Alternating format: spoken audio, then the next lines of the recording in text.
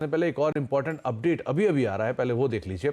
Spectrum auction की प्रक्रिया पूरी हो चुकी है और इस प्रक्रिया के पूरे होने के बाद किस तरह की डिटेल्स आ रही हैं, इस पर असीम से बातचीत कर लेते हैं। 6 राउंड्स जो ऑक्शन के पूरे भी हो चुके हैं। असीम, कल से आप इस पे लगातार अपडेट दे भी रहे हैं। 6 राउंड्स अब पूरे हो चुके हैं इस ऑक्शन के। किस तरह के स्टेटस हैं, किस तरह की सिचुएशन सो फार हम देख रहे हैं?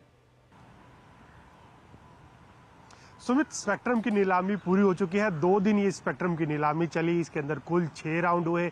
11,000 से ज़्यादा का रिवेन्यू यहाँ पर सरकार को देखने को मिला।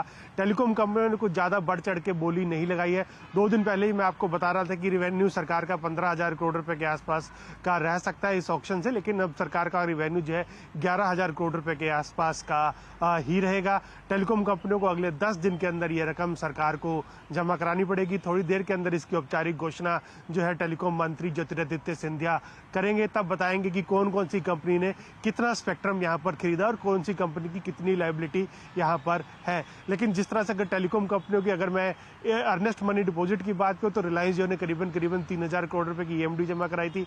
भारतीय एयरटेल ने 1,050 करोड़ रुपए की और वोडाफोन आइडिया ने 300 करोड़ रुपए की ईएमडी जमा कराई थी। तो उसी के हिसाब से इन कंपनियों ने यहाँ पर बिडिंग हमें देखने को मिली है। सर्कल्स की अगर मैं बात करूँ तो खासतौर पर एमपी, यूपी ईस्ट और बिहार और पश्चिम बंगाल, इन 4 सर्किल के अंदर हमको स्पेक्ट्रम की डिमांड देखने को मिली। और अगर स्पेक्ट्रम बैंड्स की बात करूं तो सबसे ज्यादा डिमांड 900 मेगाहर्ट्ज स्पेक्ट्रम बैंड की देखने को मिली। 1800 मेगाहर्ट्ज स्पेक्ट्रम बैंड की डिमांड देखने को मिली और 2100 मेगाहर्ट्ज स्पेक्ट्रम बैंड की देखने को डिमांड मिली। तो अब 6 राउंड के बाद ऑक्शन पूरी तरह से कंप्लीट हो गई है। थोड़ी देर में औपचारिक घोषणा इसकी कर दी जाएगी और 10 दिन के अंदर अंदर टेलीकॉम कंपनियों को 10% की रकम यहाँ पर अपनी जमा करानी होगी।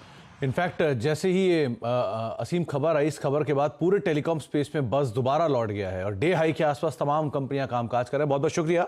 आगे भी आपसे इस पर और बातचीत करते रहेंगे, लेकिन अभी के लिए आप देखिए रिलायंस डे हाई पर, जिसकी अभी असीम बातचीत भी कर रहे थे कि सबसे बड़ी अर्नेस्ट मनी डिपॉजिट जो है वो रिलायंस की तरफ से हुई है। देन भारतीय एयरटेल, वहाँ पर भी एक स्पाइक आया है और वो भी दिन के ऊपरी स्तरों पर कामकाज कर रहे हैं।